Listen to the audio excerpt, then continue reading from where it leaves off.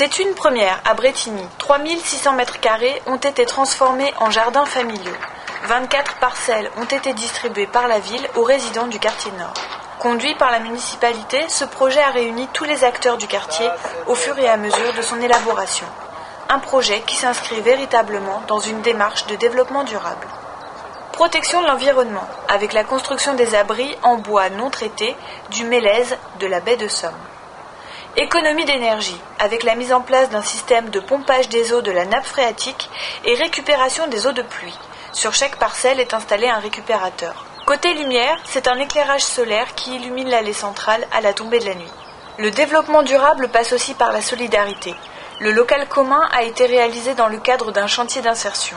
La ville et le plan local pour l'insertion et l'emploi ont coordonné la mise en œuvre de ce chantier qui emploie 10 personnes, toutes résidant sur le territoire de la communauté d'agglomération.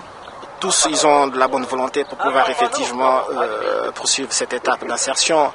Nous sommes là pour les aider, pour les orienter au fur et à mesure que les problématiques se présentent. C'est ça la mission principale, quoi. Faire en sorte que le parcours d'insertion soit le plus cohérent possible. Donc, petit à petit, il y a des liens qui se tissent, des affinités, des sympathies. Là, pour le moment, je touche du bois, ça se passe très très bien. Il y a une bonne entente, une bonne dynamique des groupes. Franchement, ça se passe très bien et au niveau du collègue aussi, il n'y a pas de problème du tout, qu'on s'entend bien. Et puis, on apprend plein de choses aussi, quoi. À la vie, il faut toujours apprendre. J'aimerais bien être peintre en bâtiment ou travailler dans le BTP. C'est vrai que maintenant, dans le monde où on vit, on doit savoir toucher à tout. Parce que les temps sont tellement durs maintenant. Mercredi 29 avril, c'était le grand jour. Les clés ont été remises aux heureux jardiniers. Salades, radis ou fraises, les idées de plantation ont déjà germé. Des petits trucs qu'on va pouvoir consommer assez rapidement, quoi. Et surtout, ça va être les salades, c'est l'été qui arrive, hein, pour partager avec d'autres qui en ont pas, quoi, qui n'ont pas les moyens.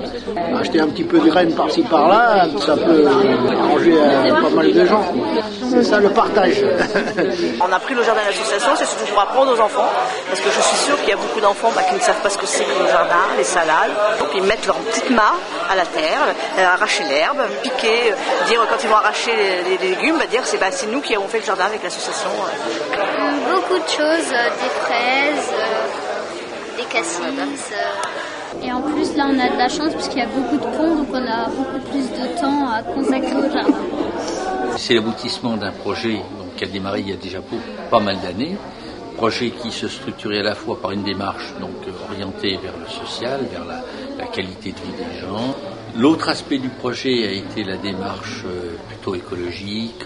Cela permettra donc aux gens qui se sont vus attribuer des parcelles de pouvoir mettre en application leur démarche personnelle, tout en partageant avec leurs voisins à la fois la charge et les instants de joie, parce que je pense qu'il y en aura.